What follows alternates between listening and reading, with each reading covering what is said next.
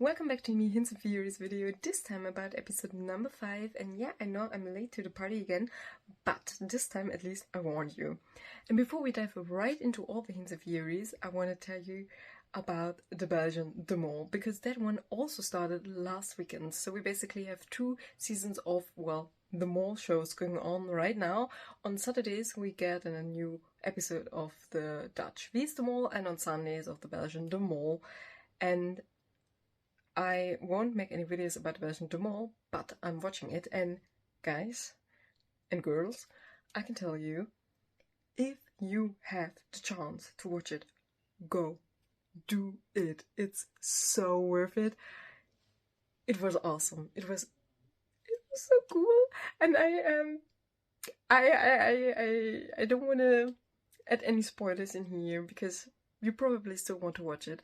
So yeah, I just say it's 100% recommendation so far. If you have any chance, if you figure out any way to watch it, then go. Do it. Really, really do it. It was really cool. Okay, so much about Belgian De Mol.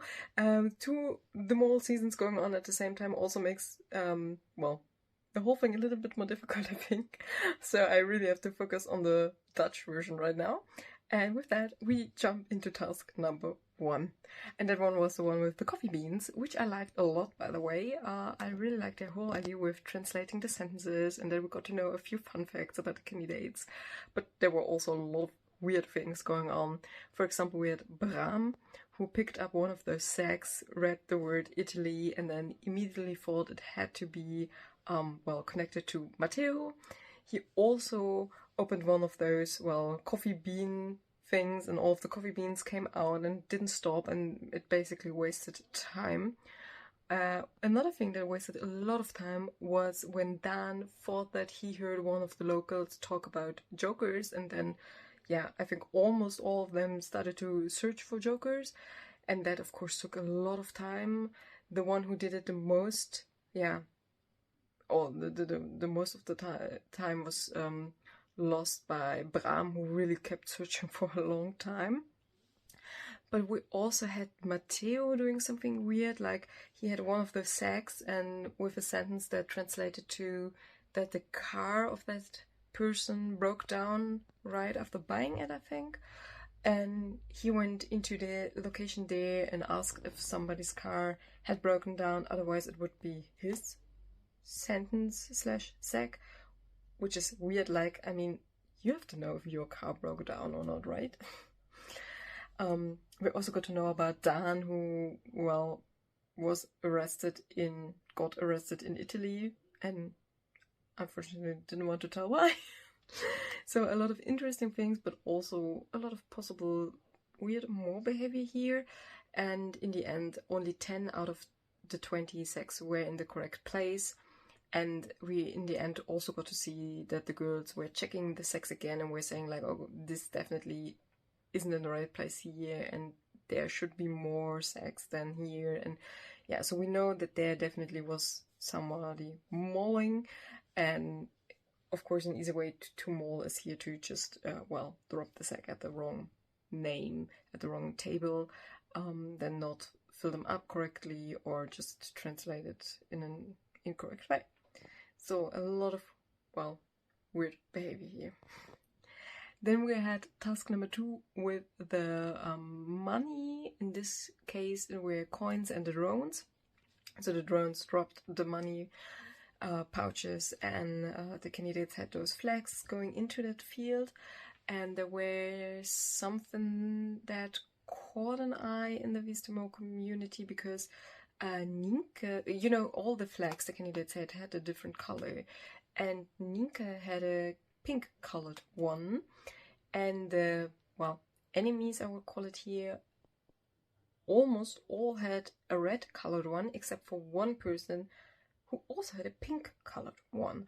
So maybe that could be a connection that Nienke actually belongs to another team here as Mol.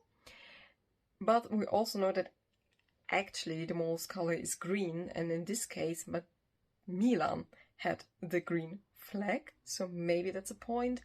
Then we also know that Evelyn well, had to leave the game because Quinty and Milan were talking at the same time through the portaphones, which of course is, well, doesn't work out.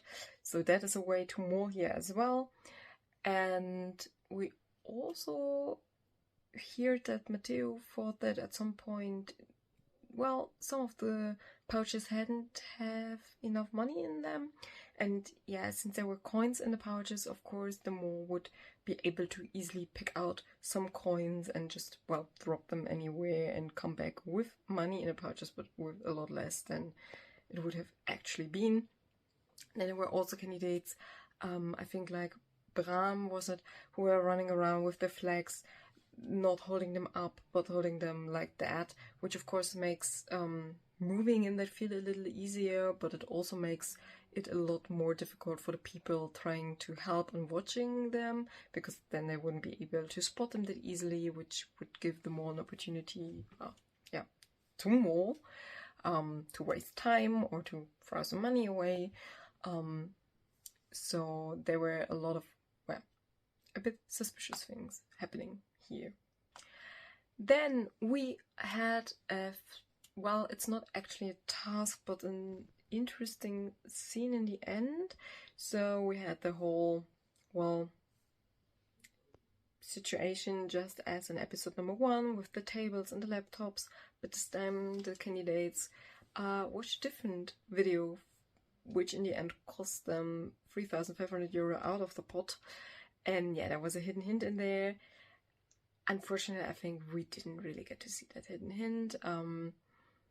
So maybe we saw them. Matteo and Nienke were to be seen at second 26. The Dutch YouTuber Guido had checked it out, and he said that those were to be seen in that moment. But that isn't the video the candidate saw, so we don't know if that is the original 26 second scene, or if that are the persons that they also could have seen in that moment.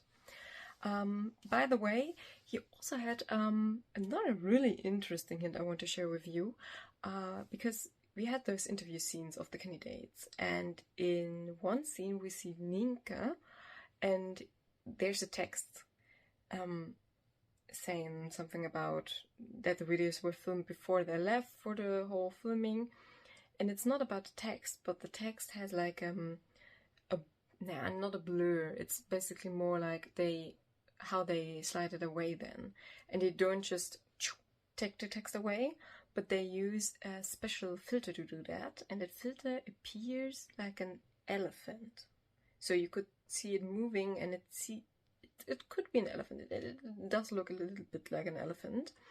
And one of the sentences of the sex in task number 1 also said that this person's favorite animal is an elephant, which of course then could mean that Nienke's favorite animal is an elephant, and maybe that's a hint to them all, maybe a hint to Nienke. And there's one more interesting hint, I think, because the first task in this episode was called, if we translate it, like to look out of the corner of your eye. And on the official Instagram of Wie is de Mol, they posted scenes from the interviews. They had the candidates, this Mollicitaties, and there we get to see all of the candidates looking to one side, so that we sort of can see the corner of their eye, or that it seems like they look from the corner of their eyes, except for one person, and that is Milan, who looks sort of straight into the camera. And yeah, we know the whole eye thing is an ongoing theme here, and we've also heard to look right into the mole's eyes, oog in oog, met de mol, several times, so maybe a hidden hint to Milan here. So now, this is a quick overview, as always, and I am sure, as always, that you've spotted a lot more. And I know we are a little bit late, but if you still want to share that and share all of your thoughts about this episode, and I would really, be glad to read all of that. So share that in the comments below, and I hope to see you back next time, where we will talk about episode number 6. Until then, bye!